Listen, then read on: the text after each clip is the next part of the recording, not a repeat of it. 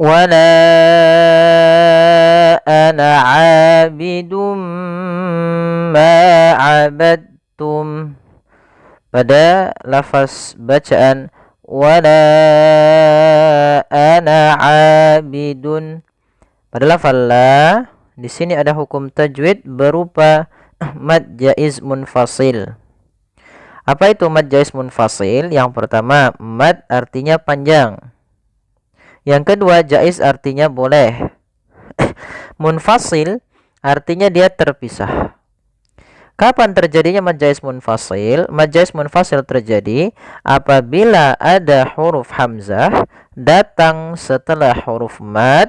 Di sini ada huruf hamzah datang setelah huruf mad berupa huruf alifnya pada lafal la.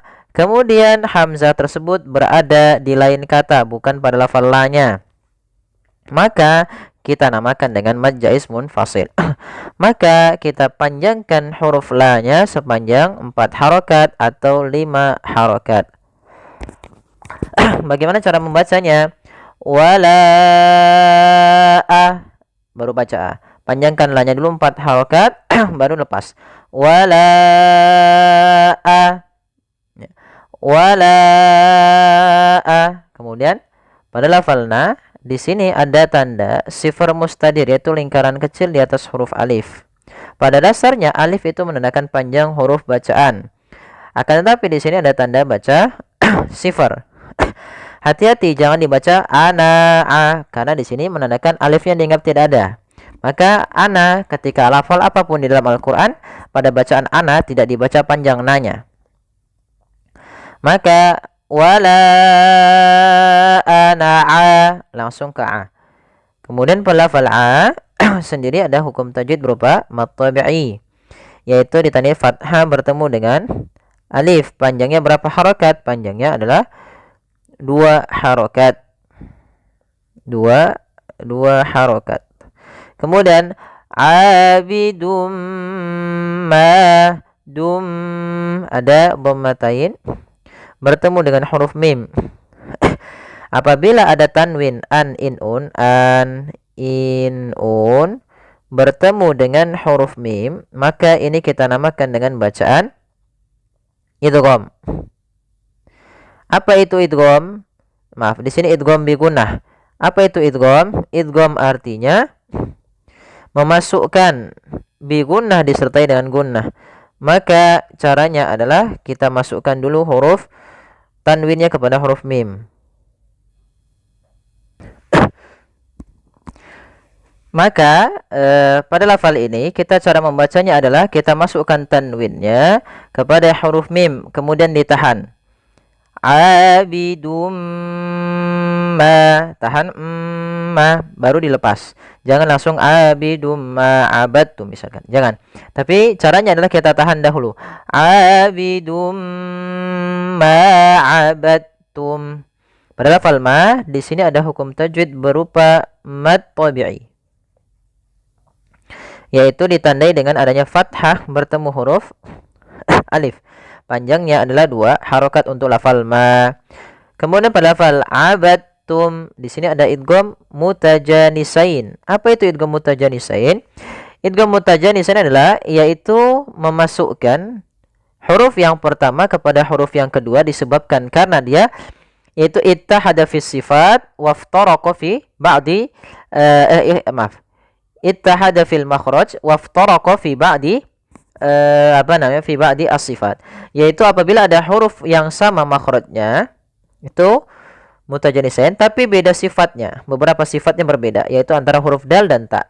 Maka cara membacanya yaitu masukkan huruf dalnya kepada huruf ta. Maka hati-hati dalam membacanya. Hati-hati jangan dibaca abadtum ya, tapi langsung dimasukkan ke ta. Abadtum, bukan abadtum. Ya, meskipun dal termasuk huruf qalqalah karena dia memiliki makhraj yang sama dengan ta, maka diidghamkan dalnya kepada huruf ta sehingga dibaca dengan huruf ta-nya langsung. Abadtum. Kita coba ulang. Wala ana abidum ma abadtum. Baik, lanjut pada ayat yang kedua. Wala antum abiduna ma a'bud. Pada lafal wala antum, pada lafal la kembali lagi kita dapati hukum tajwid berupa mad jaiz munfasil, yaitu ditandai dengan adanya huruf hamzah yang datang setelah huruf mad, di sini huruf alif. Maka kita panjangkan untuk huruf la sepanjang 4 harokat dan kita namakan di sini hukum tajwid mad jaiz munfasil 4 harokat. Cara membacanya, la-nya panjangkan dahulu baru baca a. Kemudian pada lafal antum ada bacaan ikhfa. Nah, di sini ikhfa yaitu ditandai dengan adanya nun sukun atau tanwin bertemu dengan huruf ikhfa yang 15. Di sini bertemu dengan ta yang mana tak termasuk salah satu huruf ikhfa. Maka cara membacanya samarkan kepada huruf ta. Nun makhrajnya di langit-langit, ujung lidah menempelkan dengan langit-langit. Maka makhraj huruf ta mendekati huruf nun, maka dinamakan di sini dengan ikhfa aqrab. Ikhfa yang agak cukup dekat dengan huruf ta itu sendiri. Maaf, huruf nun itu sendiri. Antum bukan angtum. Jadi jangan semua huruf ikhfa itu baca ang enggak. Karena dia ikhfa itu menyamarkan huruf kepada huruf setelahnya, yaitu nunnya disamarkan kepada huruf ta. Antum abiduna. Kemudian pada lafal mim mati bertemu dengan ain, ada hukum tajwid berupa izhar syafawi. Izhar jelas, syafawi berkaitan dengan bibir kita, yaitu makhraj huruf mim di bibir, sehingga dijebakkan dengan izhar syafawi. Izhar syafawi yaitu terjadi apabila ada huruf mim mati bertemu seluruh huruf ijaiyah kecuali mim dan ba, dan di sini bertemu dengan huruf ain yang mana termasuk huruf izhar syafawi, maka dibaca dengan jelas suara mimnya. Antum abiduna, tidak boleh ditahan antum enggak, karena dia izhar harus jelas. Kemudian pada lafal abiduna, kedua-duanya, pertama pada lafal a ada mad tabi'i panjangnya 2 harokat. Kemudian pada lafal duna juga 2 harokat, yaitu di sini hukum tajwid berupa mad tabi'i. Kemudian ma a'bud, ada bacaan mad jaiz munfasil, yaitu suara ma-nya dipanjangkan sepanjang 4 harokat. Mad jaiz munfasil terjadi sebagaimana tadi la, yaitu adanya hamzah yang datang setelah huruf mad. Kita panjangkan untuk huruf ma, panjangnya 4 harokat. Ma a'bud. Kemudian pada lafal qalqalah di huruf dal ini termasuk ada bacaan qalqalah.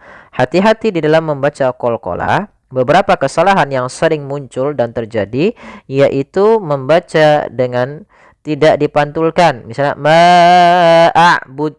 Nah, ini tidak mantul dalnya, padahal huruf dal salah satu sifatnya adalah qalqalah, mantul. Kemudian yang kedua, menambahkan hamzah, misalnya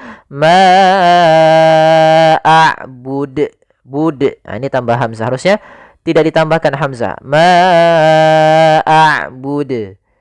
Ma'abud. Ya, bukan bud, tapi ma'abud. Tidak ada hamzahnya. Kemudian lakum dinukum waliyadin.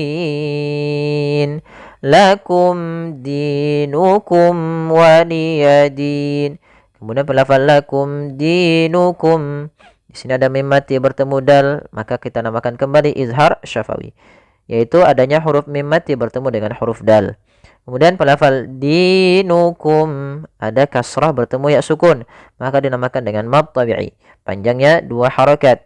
Kemudian dinukum waliya ada mim mati bertemu dengan huruf waw, maka suara mimnya harus dibaca dengan jelas, tidak boleh tahan karena dia bertemu dengan huruf waw. Kembali lagi hukumnya izhar syafawi. Kemudian pelafal din ada bacaan mad arid disukun, yaitu mad yang terjadi ketika kita wakaf dan sebelum huruf akhirnya ada huruf mad. Di sini contohnya yang huruf diwakafkan adalah huruf nun yang dimatikan menjadi nun yang mati. Sebelum huruf nunnya ada huruf ya, yang mana ya termasuk huruf mad. Maka awalnya di ini 2 harokat karena kita wakaf mati, maka dia menjadi mad arid disukun. Mad yang disebabkan karena ada sukun arid, bukan sukun asli. Sukun arid sukun yang timbul karena wakaf. Maka waniyadin, di sini kita boleh memanjangkan 2 harokat atau 4 harokat ataupun 6 harokat. Maka lakum dinukum waliyadin atau waliyadin. 4 harakat. Waliyadin. Kita coba ulang dari ayat keempat sampai 6.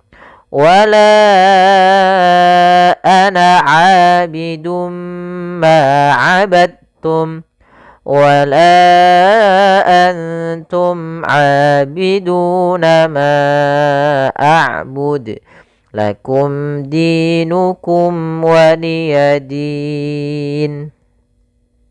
Sadaqallahul azim. Ya, semoga bermanfaat. Jazakumullahu khairan.